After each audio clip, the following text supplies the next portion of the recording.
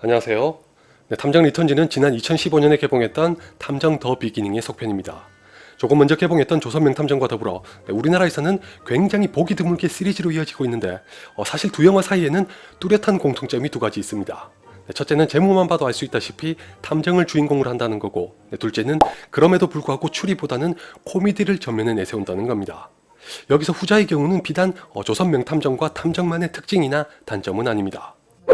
할리우드를 예로 들면 필름 누아르나 하드보일드 같은 장르 또는 스타일이 있지만 우리나라에서는 이제 흔적과 영향을 찾기가 쉽지 않게 됐습니다.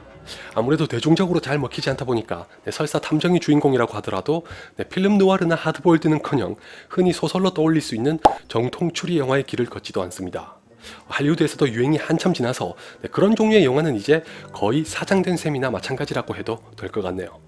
대신에 우리나라에서는 탐정과 추리를 빌리되 코미디의 방점을 찍는 영화로 나름의 변형을 간간히 시도합니다. 조선 명탐정과 탐정, 그리고 2009년에 황정민 씨가 주연했던 그림자 살인까지 모두 그런 영화였죠. 흥행을 위해 그런 조합을 시도하는 건 긍정적이라고 보지만 저처럼 어릴 때 코난 도일의 소설을 읽으면서 자랐거나 추리 영화를 기대하시는 분들의 입장에서는 역시 아쉬울 수밖에 없는데 지금 보고 계신 예고편만으로도 충분히 알 수 있다시피 만약 여러분이 탐정 리턴즈에 관심을 갖고 계시고 더 나아가 조만간 보실 거라면 이번에야말로 진짜 마음 편하게 그냥 코미디 영화라고 생각하시는 게 정신건강에도 좋고 돈도 아낄 수 있습니다. 제가 챔피언을 가족 영화겠거니 하고 봤기 때문에 단점을 지적하면서도 딱히 비판적이진 않았던 것처럼 탐정 리턴즈도 코미디 영화로 받아들이고 보신다면 큰 후회는 없으실 거라고 생각합니다. 그도 그럴 것이 추리의 측면에서 이 영화가 가진 매력을 비교하면 조선 명탐정은 물론이고 전편보다도 떨어집니다. 솔직하게 말씀드리면 각본의 깊이와 완성도는 조선 명탐정이 그나마 더 좋습니다. 잘 뜯어보면 조선 명탐정은 3부작 모두가 지금 우리 현실에 은유내지는 풍자를 바탕에 깔고 만들어진 이야기입니다. 배경이 조선시대인데다가 코미디를 앞세우다 보니 티가 잘 안 나고 홍보 마케팅 단계에서도 자칫 영화가 무겁게 느껴져서 흥행에 지장을 줄까봐 그런 건지 제대로 언급하거나 강조하지 않아서 그렇지 하염없이 가볍고 웃긴 영화만은 아닙니다. 다만 흥행을 지나치게 의식한 탓인지 속편을 거듭할수록 주인공 두 명에게 기댄 코미디의 색깔이 점점 짙어지긴 하더군요. 같은 이유 때문인지 탐정 리턴즈도 마찬가지입니다. 전편보다 더 코미디에 열중하면서 관객들을 웃기는데 총력을 다합니다. 다행히 그것만은 성공적인 덕분에 시종일관 빵빵 터집니다. 한결 가벼워진 만큼 깔끔하고 꽤 건전하기도 해서 마음 편하게 웃을 수 있었습니다. 적어도 웃길 때만큼은 대사를 기가 막히게 잘 쓴 데다가 그걸 소화하는 배우들의 연기도 얼굴에 철판이라도 깐 것처럼 잘도 능청스럽기만 합니다. 대표적으로 권상우 씨는 추리의 여왕을 볼 때도 느꼈지만 의외로 코미디 연기에 굉장히 강하고 새로 합류한 이광수 씨는 말이 필요 없죠. 런닝맨을 필두로 코미디의 이미지가 너무 강해서 도리어 연기를 잘하는 배우라는 걸 자주 잊게 만듭니다. 행여나 아직까지 웃기기만 하는 배우로 알고 계시는 분들은 제가 그랬던 것처럼 좋은 친구들과 돌연변이를 보시면 놀라실 겁니다. 반면에 성동일 씨는 두 사람 사이에서 종종 균형을 잡아주는 역할을 하는데 이 영화는 코미디의 톤이 지배적인 바람에 혼자 진지하게 연기할 때마다 이질감이 느껴지는 부작용이 생깁니다. 연기를 못해서가 아니라 연출이 영화의 리듬을 원활하게 조율하지 못한 탓이겠죠. 그러니까 탐정 리턴즈는 코미디와 관련한 걸 뺀 나머지가 대부분 단점으로 남습니다. 예를 들어 성동일 씨와 함께 진지함을 거두는 김동욱 씨의 캐릭터는 이야기에 편리하게 끼워 맞춰져서 간편하게 소비되는 탓에 급조됐다는 인상이 짙습니다.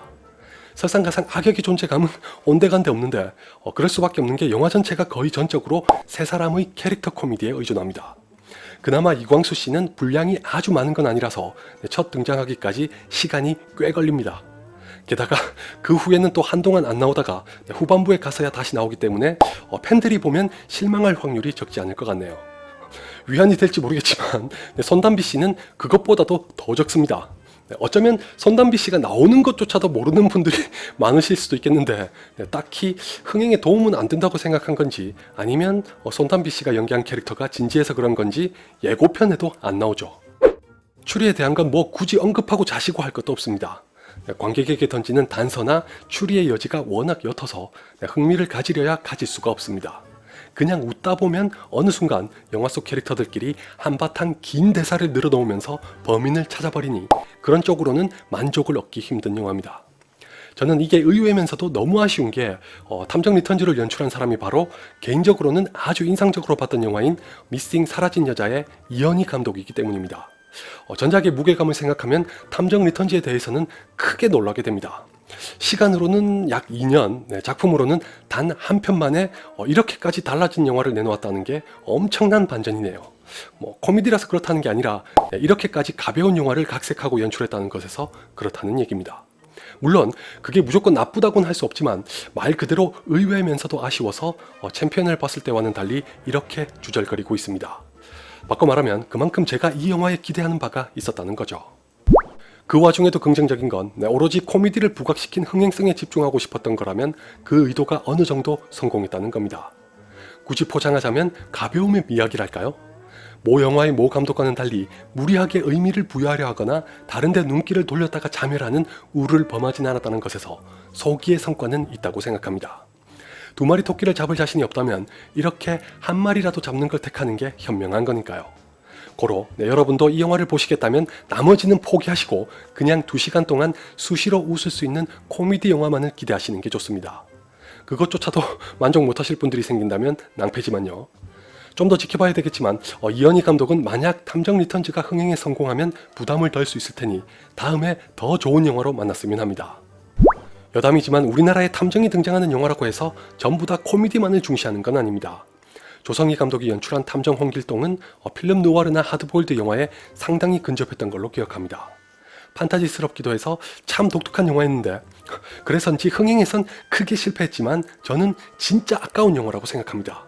물론 탐정 홍길동도 흥행과 타협한 듯한 면은 있어서 완전히 자유롭다고는 할 수 없으나 그렇기 때문에 조성희 감독이 원하는 대로 연출할 수 있었다면 어땠을까 하는 아쉬움이 굉장히 컸습니다. 늑대소년을 보고 실망했다가 탐정 홍길동을 보면서 제가 바라는 조성희 감독다워졌다고 반가워했으니 부디 기죽지 말고 절치부심해서 얼른 돌아오시길 바랍니다. 이왕이면 탐정 홍길동의 속편이면 좋겠는데 그건 어려울 것 같아서 저도 마음이 아프네요.